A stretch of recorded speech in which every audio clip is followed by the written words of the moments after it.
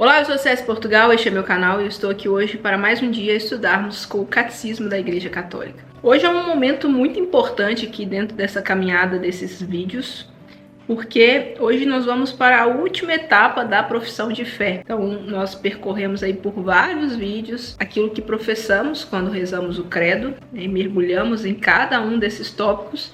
E hoje a gente chega no ponto final, que é creio na vida eterna. Eu peço ao Espírito Santo que nos ilumine, que nos dê o conhecimento, e que possamos, a partir de então, todas as vezes que professarmos a nossa fé, termos a consciência de tudo aquilo que vimos durante todos esses dias, que mergulha detalhadamente em cada detalhe da nossa fé, da nossa crença, que possamos testemunhar naquilo que acreditamos.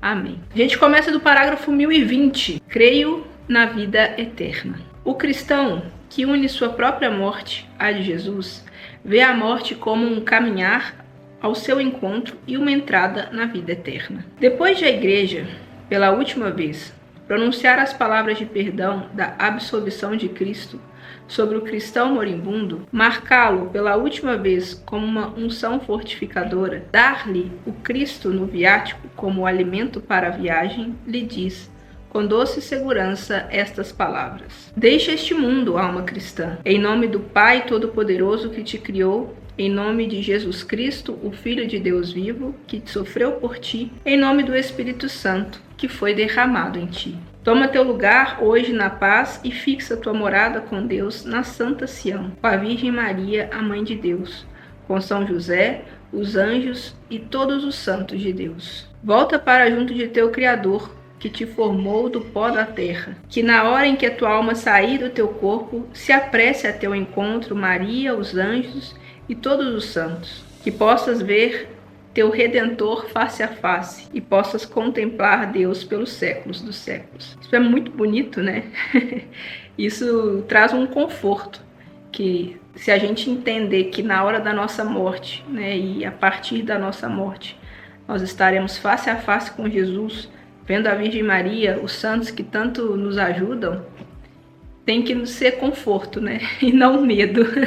O juízo particular. A morte põe fim à vida do homem, como tempo aberto ao acolhimento ou à recusa da graça divina, manifestada em Cristo. O Novo Testamento fala do juízo, principalmente na perspectiva do encontro final com Cristo, em sua segunda vinda. Repetidas vezes, porém, afirma também a retribuição, imediatamente depois da morte, de cada um em função de suas obras e de sua fé. A parábola do pobre Lázaro e a palavra de Cristo na cruz ao bom ladrão, assim como outros textos do Novo Testamento, fala de um destino último da alma, que pode ser diferente para uns e outros. Cada homem recebe em sua alma imortal a retribuição eterna a partir do momento da morte, num juízo particular que coloca sua vida em relação à vida de Cristo, seja por meio de uma purificação, seja para entrar imediato na felicidade do céu, seja para condenar-se de imediato para sempre,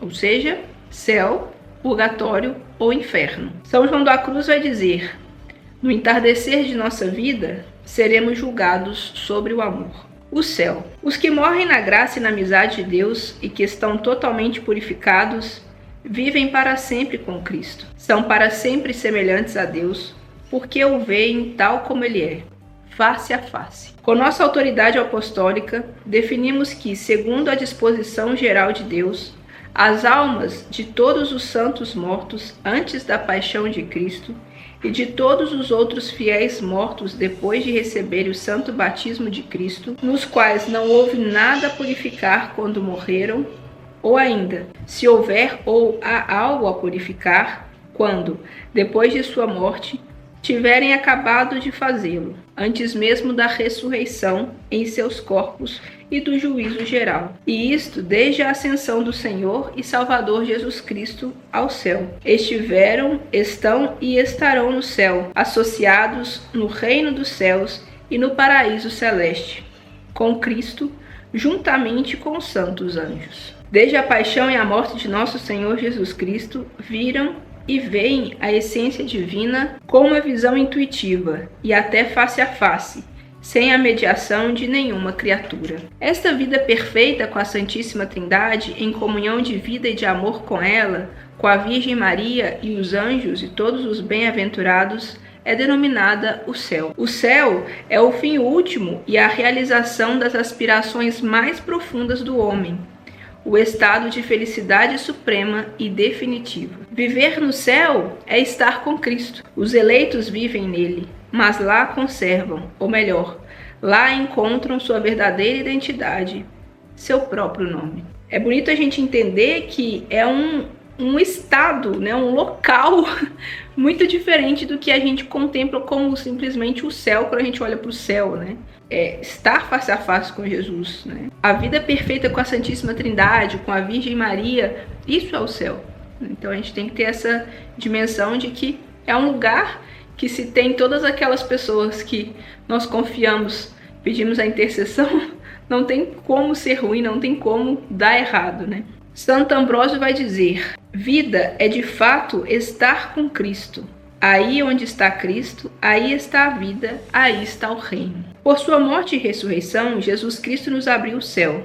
A vida dos bem-aventurados consiste na posse, em plenitude dos frutos da redenção operada por Cristo, que associou à sua glorificação celeste os que creram nele e que ficaram fiéis à sua vontade. O céu é a comunidade bem-aventurada de todos os que estão perfeitamente incorporados a ele. Este ministério de comunhão, bem-aventurada com Deus e com todos os que estão em Cristo, supera toda essa compreensão e toda a imaginação. A Escritura nos fala dele em imagens: vida, luz, paz, festa de casamento, vinho do reino, casa do Pai, Jerusalém celeste, paraíso. É algo que os olhos jamais viram, nem os ouvidos ouviram, nem coração algum jamais pressentiu. O que eu posso dizer é que eu tenho a perfeita convicção de que é algo muito melhor do que a terra, né? Muito melhor. Tudo aquilo que a gente acha de lindo, de prazeroso, amoroso aqui na terra, o céu será ainda melhor. Em razão de sua transcendência, Deus só poderá ser visto tal como ele é, quando ele mesmo abrir seu mistério à contemplação direta do homem e o capacitar para tanto. Esta contemplação de Deus em sua glória celeste é chamada pela Igreja de visão beatífica. Esta será tua glória e tua felicidade, ser admitido e ver Deus. Ter a honra de participar das alegrias da salvação e da luz eterna na companhia de Cristo, o Senhor teu Deus. Desfrutar no reino dos céus, na companhia dos justos e dos amigos de Deus, as alegrias da imortalidade adquirida. Na glória do céu, os bem-aventurados continuam a cumprir com alegria a vontade de Deus em relação aos outros homens e à criação inteira. Já reinam com Cristo, com ele reinarão por toda a eternidade. A purificação final ou purgatório. Os que morrem na graça e na amizade de Deus, mas não estão completamente purificados, embora tenham garantido a sua salvação eterna,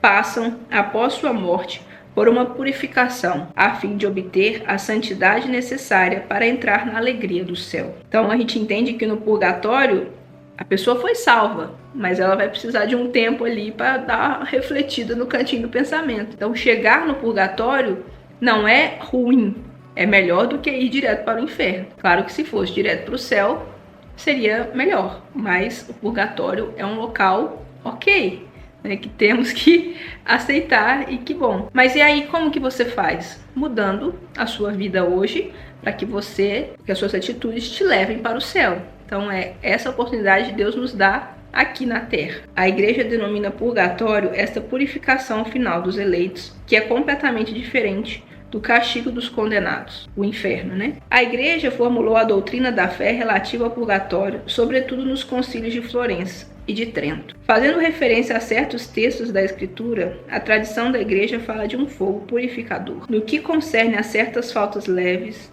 deve-se crer que existe, antes do juízo, um fogo purificador, de fato, aquele que a verdade afirma. A blasfêmia contra o Espírito Santo não será perdoada, nem neste mundo, nem no mundo que há de vir. Desta afirmação, podemos deduzir que certas faltas podem ser perdoadas no século presente, ao passo que outras no século futuro.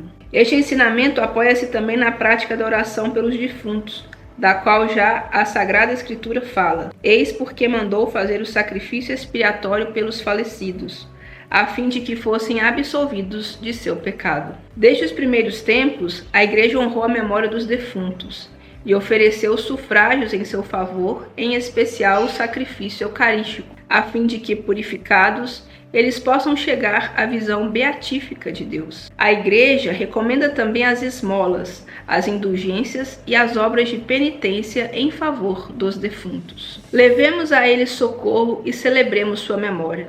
Se os filhos de Jó foram purificados pelo sacrifício de seu pai, por que deveríamos duvidar de que nossas oferendas em favor dos mortos lhes levem alguma consolação? Não hesitemos em socorrer os que partiram e em oferecer nossas orações por eles. O inferno. Não podemos estar unidos a Deus se não fizermos livremente a opção de amá-lo. Não podemos, porém, amar a Deus se pecamos gravemente contra ele, contra nosso próximo ou contra nós mesmos. Quem não ama permanece na morte. Todo aquele que odeia seu irmão é um homicida. E sabeis que nenhum homicida tem a vida eterna permanecendo nele. Nosso Senhor nos adverte de que seremos separados dele se deixarmos de ir ao encontro das necessidades graves dos pobres e dos pequenos que são seus irmãos. Morrer em pecado mortal sem ter se arrependido dele e sem acolher o amor misericordioso de Deus significa ficar separado do Todo-Poderoso para sempre, por nossa própria opção livre. Isso é muito grave. Deus te dá a oportunidade de você escolher seguir adiante com essa vida aí que te afasta dele, que é de pecado, ou seguir a ele.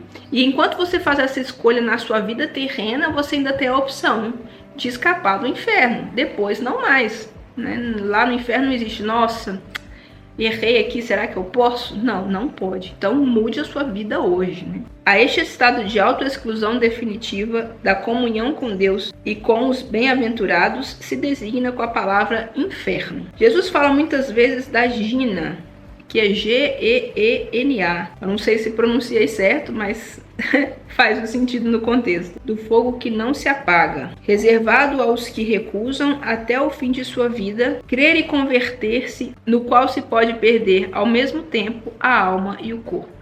Jesus anuncia em termos graves que enviará seus anjos e eles retirarão do seu reino toda a causa do pecado e os que praticam o mal. Depois serão jogados na fornalha do fogo e que pronunciará a condenação. Afastai-vos de mim, malditos, ide para o fogo do inferno. O ensinamento da Igreja afirma a existência e a eternidade do inferno. As almas dos que morreram em estado de pecado mortal descem imediatamente após a morte aos infernos, onde sofrem as penas do inferno, o fogo eterno. A pena principal do inferno consiste na separação eterna de Deus, o único em quem o homem pode ter a vida e a felicidade para as quais foi criado e às quais aspira. Quando a gente volta aqui no nosso estudo e entende por que fomos criados, para que fomos criados, essa imagem e semelhança de Deus, se vamos ao inferno, nós perdemos a oportunidade de estar diante daquele que nos criou para sermos semelhante a ele. Essa oportunidade vai embora, já era. Então, assim, a vida eterna, a gente crê na vida eterna. Tem duas opções para você passar a sua vida eterna, céu e inferno. O purgatório existe também, mas ele não será eterno. Pode ser por longos anos, pode ser por minutos, pode ser por horas. E lembrando que o tempo de Deus é diferente do nosso, né? O tempo de Deus, o tempo no purgatório é diferente do tempo, né? Tem 10 minutos esse vídeo, 15 minutos esse vídeo, não é assim lá, né? Então, vale corrigir a nossa vida enquanto há tempo, enquanto estamos aqui. As afirmações da Sagrada Escritura e os ensinamentos da Igreja acerca do inferno são um chamado à responsabilidade com a qual o homem deve usar sua liberdade em vista de seu destino eterno. Constituem também um apelo insistente à conversão. Entrai pela porta estreita, pois larga é a porta e espaçoso o caminho que leva à perdição, e são muitos que entram. Como é estreita a porta e apertado o caminho que leva à vida, e poucos são os que o encontram. Como desconhecemos o dia e a hora, conforme a advertência do Senhor, vigiemos constantemente para que, terminado o único curso de nossa vida terrestre, possamos entrar com Ele para as bodas e mereçamos ser contados entre os benditos, e não sejamos, como servos maus e preguiçosos, obrigados a ir para o fogo eterno, para as trevas exteriores, onde haverá choro e ranger de dentes. Deus não predestina ninguém para o inferno.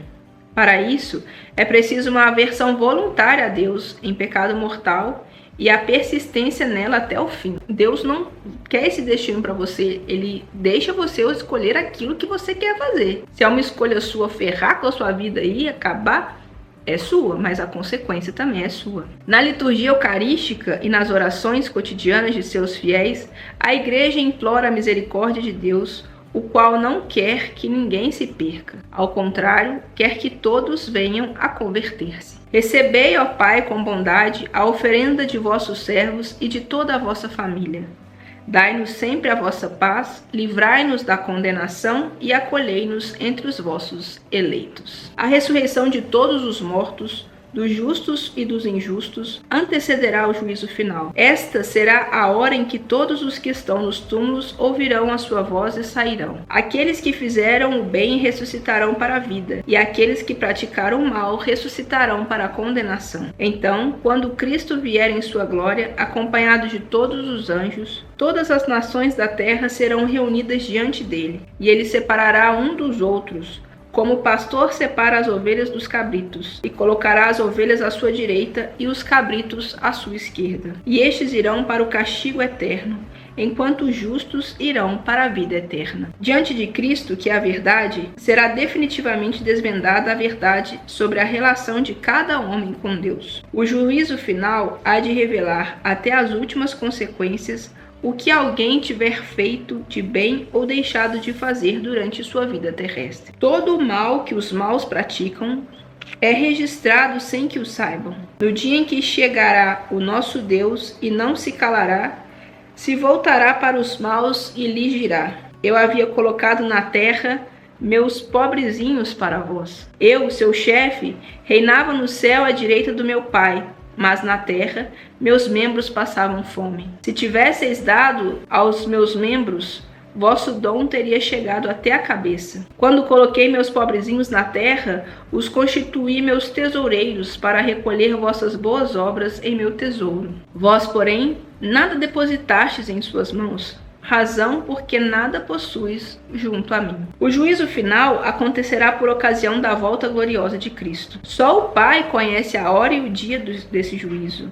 Só Ele decide seu advento. Por meio de seu Filho, Jesus Cristo, Ele pronunciará então sua palavra definitiva sobre toda a história. Conheceremos então o sentido último de toda a obra de criação e de toda a economia da salvação. Compreenderemos os caminhos admiráveis pelos quais sua providência terá conduzido tudo para seu fim último. O juízo final revelará que a justiça de Deus triunfa de todas as injustiças cometidas por suas criaturas e que seu amor é mais forte que a morte. A mensagem do juízo final é apelo à conversão enquanto Deus dá aos homens o momento favorável, o dia da salvação. O juízo final inspira o santo temor de Deus, compromete com a justiça do reino de Deus, anuncia a ditosa esperança da volta do Senhor, quando Ele vier naquele dia para ser glorificado nos seus santos e para ser admirado em todos os que tiverem crido. Aqui ele diz que o juízo final inspira o santo temor de Deus justamente porque na hora que você pensa nele e para onde você pode ir, você deve mudar a sua postura e buscar as coisas de Deus enquanto há tempo. A esperança dos céus novos e de terra nova. No fim dos tempos, o reino de Deus chegará à sua plenitude.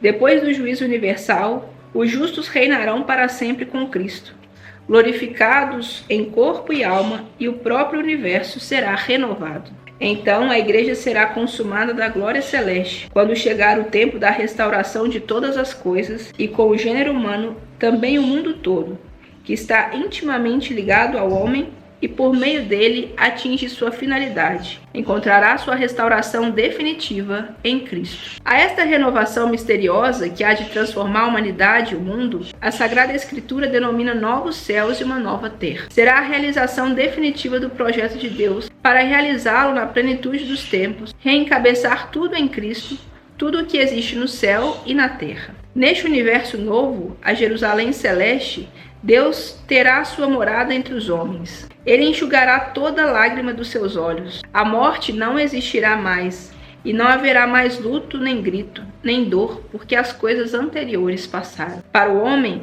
esta consumação será a realização última da unidade do gênero humano, desejada por Deus e desde a criação, da qual a igreja peregrinante era como o sacramento. Vi também a cidade santa, a nova Jerusalém, descendo do céu de junto de Deus, a esposa do Cordeiro. Ela não será mais ferida pelo pecado, pelas impurezas, pelo amor próprio que destroem ou ferem a comunidade terrestre dos homens. A visão beatífica na qual Deus se revelará de maneira inesgotável aos eleitos será a fonte inesgotável da felicidade, de paz e de comunhão mútua. Quanto ao cosmos, a revelação afirma a profunda comunidade de destino do mundo material e do homem. De fato, toda a criação espera ansiosamente a revelação dos filhos de Deus. Também a própria criação espera ser libertada da escravidão, da corrupção. Com efeito, sabemos que toda a criação, até o presente, está gemendo como que em dores de parto, e não somente ela,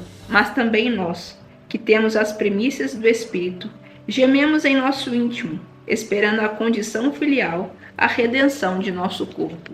O universo visível também está, portanto, destinado a ser transformado, a fim de que o próprio mundo, restaurado em seu primeiro estado, esteja, sem mais nenhum obstáculo, a serviço dos justos, participando de sua glorificação em Cristo ressuscitado. Ignoramos o tempo da consumação da terra e da humanidade, e desconhecemos a maneira de transformação do universo. Passa certamente a aparência deste mundo deformada pelo pecado, mas aprendemos que Deus prepara nova morada e nova terra. Nela reinará a justiça e sua felicidade irá satisfazer e superar todos os desejos de paz que sobem aos corações dos homens. Contudo, a expectativa de uma terra nova, longe de atenuar, deve impulsionar em vós a solicitude pelo aprimoramento desta terra. Nela cresce o corpo da nova humanidade, que já pode, de algum modo, prefigurar o novo mundo. Por isso,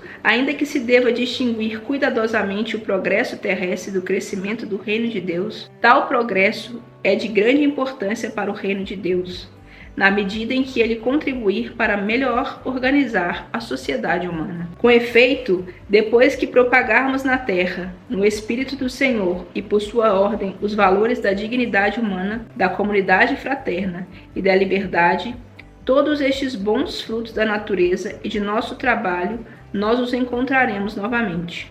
Contudo, limpos de toda impureza, iluminados e transfigurados, quando Cristo entregar ao Pai o reino eterno e universal. Deus será então tudo em todos na vida eterna. A vida, em sua própria realidade e verdade, é o Pai que, pelo Filho e no Espírito Santo, a derrama sobre todos nós, como fonte dos dons celestes. Graças à sua bondade, promete verdadeiramente também a nós os divinos bens da vida eterna. Resumindo, cada homem em sua alma imortal recebe sua retribuição eterna a partir de sua morte, em um juízo particular feito por Cristo, juiz dos vivos e dos mortos. Cremos que as almas de todos os que morrem na graça de Cristo constituem o povo de Deus, para além da morte, a qual será definitivamente vencida no dia da ressurreição, quando essas almas serão novamente unidas a seus corpos. Cremos que a multidão daquelas almas que estão reunidas no paraíso, em torno de Jesus e Maria, forma a igreja do céu, onde, na beatitude eterna, elas veem a Deus tal como Ele é, e onde estão também associadas, em graus diversos, com os santos anjos, ao governo divino exercido pelo Cristo na glória, intercedendo por nós e ajudando nossa fraqueza por sua solicitude fraterna. Os que morrem na graça e na amizade de Deus, mas não estão totalmente purificados, embora seguros de sua salvação eterna, passam depois de sua morte por uma purificação, a fim de obterem a santidade necessária para entrar na alegria de Deus. Em virtude da comunhão dos santos, a Igreja recomenda os defuntos à misericórdia de Deus e oferece em favor deles sufrágios, particularmente o santo sacrifício eucarístico. Seguindo o exemplo de Cristo, a Igreja adverte os fiéis acerca da triste e lamentável realidade da morte eterna, denominada também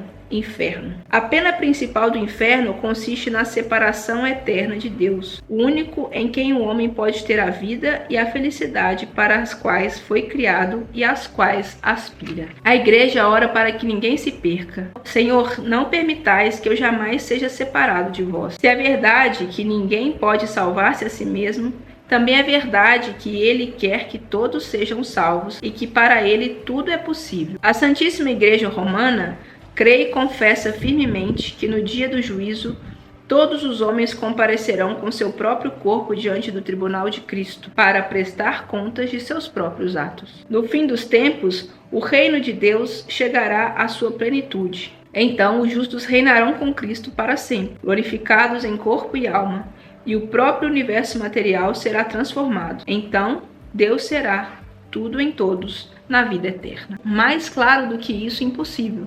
Para você mudar aí a sua vida hoje, agora. E digo para mim também, buscar os pequenos detalhes, corrigir as nossas pequenas coisas para nos assemelharmos a Jesus Cristo. Agora, tem uma seção aqui muito pequenininha, que dá uma página aqui, que é o Amém. E é muito interessante a gente ver que o Amém, quando a gente professa a nossa fé, crê em Deus Pai, Todo-Poderoso, e a gente fala o Amém, esse Amém, ele tem um grande significado, que a gente vai ver aqui agora para encerrarmos essa sessão. Amém. Credo, como também o último livro da Sagrada Escritura, termina com a palavra hebraica Amém. Ela se encontra... Eu chutei a pronúncia em hebraico aqui. Ela se encontra com frequência no final das orações do Novo Testamento. Também a Igreja conclui suas orações com o Amém. Em hebraico, a palavra Amém está ligada à mesma raiz da palavra crer. Esta raiz exprime a solidez, a confiabilidade, a felicidade. Assim, compreendemos porque o Amém pode expressar tanto a fidelidade de Deus para conosco, como nossa confiança nele. No profeta Isaías, encontramos a expressão Deus de verdade, literalmente Deus do Amém, isto é, o Deus fiel às suas promessas. Quem quiser jurar neste país, há de jurar pelo Deus verdadeiro. Nosso Senhor emprega com frequência o termo Amém, por vezes em forma duplicada, para sublinhar a confiabilidade de seu ensinamento, sua autoridade fundada na verdade de Deus. O Amém final do credo retoma e confirma, portanto, suas duas primeiras palavras, eu creio. Crer é dizer amém às palavras, às promessas, aos mandamentos de Deus. É confiar totalmente naquele que é o Amém de infinito amor e de fidelidade perfeita. A vida cristã de cada dia será então o Amém ao eu creio da profissão de fé de nosso batismo. Santo Agostinho vai dizer: o símbolo seja para ti como um espelho. Olha-te nele para veres se crês tudo o que declaras crer, e alegra-te a cada dia por tua fé. O próprio Jesus Cristo é o Amém. Ele é o Amém definitivo do amor do Pai por nós. Assume e consuma nosso Amém ao Pai. Todas as promessas de Deus têm o sim garantido. Por isso também é por ele que dizemos Amém a Deus para a sua glória. E aqui a doxologia final da oração eucarística. E a doxologia é uma forma litúrgica de arremate. Por Cristo, com Cristo e em Cristo. A vós, Deus Pai Todo-Poderoso, na unidade do Espírito Santo, toda honra e toda glória, agora e para sempre. Amém. E assim encerramos uma grande etapa, a primeira parte do catecismo, aqui já foi. E vou dizer, para a gente se animar, nós estamos chegando na metade do catecismo. Estamos chegando, ainda não estamos lá, mas estamos chegando e vamos firme. Não sei quanto tempo vai durar, esse processo todo. Não faço ideia quantos vídeos virão aí pela frente, mas o importante é que estamos aprendendo cada dia mais, cada vez um pouquinho mais. E eu tô apaixonada ainda mais pela nossa igreja, pelos ensinamentos de Jesus Cristo e quero poder partilhar isso cada vez mais com vocês. Em tudo dai graças, perceba Deus nos detalhes da sua vida. Eu sou César Portugal, este é meu canal. Que Deus abençoe você e até o próximo vídeo.